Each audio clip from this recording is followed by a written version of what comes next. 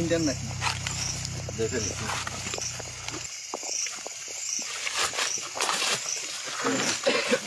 Indian দলান চেষ্টা করতে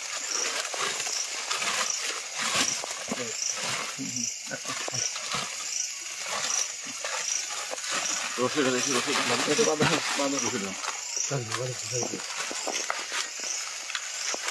ভাইজান হ্যাঁ